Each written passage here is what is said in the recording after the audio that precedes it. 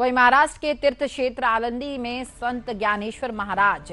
संजीव समाधि दिवस के अवसर पर हिंदू धर्म रक्षार्थ राष्ट्रीय वारकारी परिषद और साथ ही हिंदू जन जागृति समिति द्वारा राष्ट्रीय वारकारी महाअधिवेशन और धर्म सभा का आयोजन किया गया। इस महाअधिवेशन और धर्म सभा में आज देश भर में चल रही हिंदू विरोधी गतिविधियों के विरोध में कठोर कानून की मांग करते हुए लव जिहाद, गौ तस्करी, धर्मांतरण, लैंड जिहाद, इस्लाम मुक्त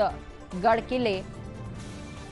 हलाला जिहाद और साथ ही जनसंख्या नियंत्रण कानून, गौवंश कानून, समान नागरिकता कानून और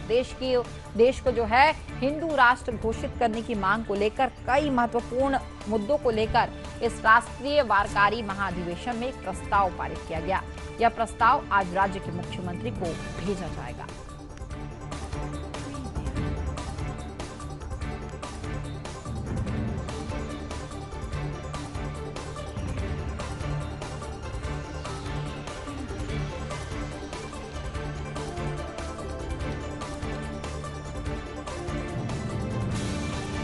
कर लेते हैं दीपक, अब महाराष्ट्र के तीर्थ क्षेत्र आलंदी में जो है संत ज्ञानेश्वर महाराज समाधि दिवस पर क्या कुछ आयोजन हो रहा है, किस तरीके से जो है इस कार्यक्रम को मनाया जाने वाला है, जो इसके बारे में हम आपसे जानकारी लेना चाहेंगे। बिल्कुल स्मारिका, संत ज्ञानेश्वर महाराज जी एक बहुत ही महान संत थे। उसी संत के जो तीर्थ क्षेत्र आलंदी में जहाँ पर पावन संजीवन समाधि मंदिर है, उसी समाधि मंदिर में जो समाधि उत्सव, उस उत्सव के अवसर पर जो कार्तिकी एकादशी रहती है, एकादशी के दूसरे दिन जो द्वादशी जिन्हें माना जाता है, उसी द्वादशी पर वारकरी संप्रदाय के वारकरियों की तरफ से और हिंदू जन जागृति समिति और हिंदू संगठनों द्वारा एक राष्ट्रीय वारकरी महाधिवेशन का आयोजन किया जाता है। पिछले 16 साल से अधिवेशन हर साल इसी कार्तिकी यात्रा में किया जाता है। ये जो अधिवेशन है बहुत ही महत्वपूर्ण अधिवेशन रहता है। इस अधिवेशन में कई ऐसे जो देश विरोधी गतिविधियों को बढ़ावा देने वाले जितने भी जिहादी संगठन है, उनके ऊपर कठोर कार्रवाई होनी चाहिए, उनके ऊपर कठोर कानून बनना चाहिए। साथ ही जो देश भर में चल रहे लव जिहाद हो, लैंड जिहाद हो, जैसे कि यूपीएससी जिहाद जैसे हमने कई ऐसे मुद्दे जो सुदर्शन न्यूज हमेशा प्रमुखता से उठाता है, जैसे कि हमारे सुदर्शन न्यूज के प्रधान संपादक श्री सुरेश चौहान के जी ने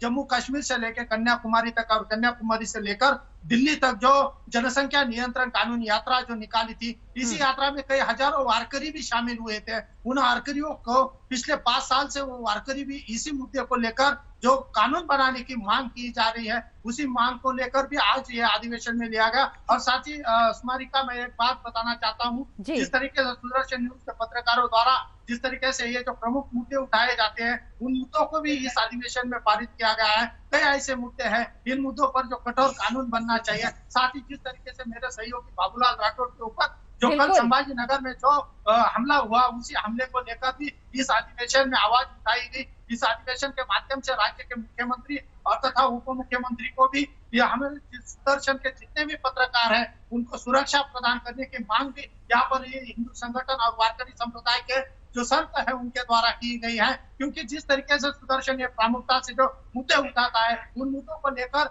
ये अधिवेशन में कई ऐसे मुद्दे सामने आए हैं। क्योंकि जैसे कि गौ तस्करी है, जो महाराष्ट्र राज्य में गो हत्या बंदी कानून लागू होने के बावजूद भी बड़े पैमाने पर गो हत्या चल रही है। कसाईयों का जो नंगा नाच चल रहा है, कसाईयों की जो इन खबरों का हम जब दिखाते हैं, हमारे ऊपर जानलेवा हमले होते हैं। बिल्कुल पर भी आज ये अधिवेशन में कई ऐसी मांगे हैं, कई प्रमुख मांगे हैं। लव जिहाद का जो मुद्दा है, लैंड जिहाद, हमारे महाराष्ट्र राज्य में सबसे ज्यादा छत्रपति शिवाजी महाराज के गढ़ किले हैं, उन गढ़ किलों पर भी इन जिहादियों ने सबसे ज्यादा अतिक्रमण करके बैठे हैं। उन अतिक्रमण को भी हटाने का जो मांग है वो यहाँ पर की गई है। स्मारिका, ये बहुत ही बड़ा बिल्कुल प्रस्ताव राज्य के मुख्यमंत्री को भी भेजा जाना है। दीपक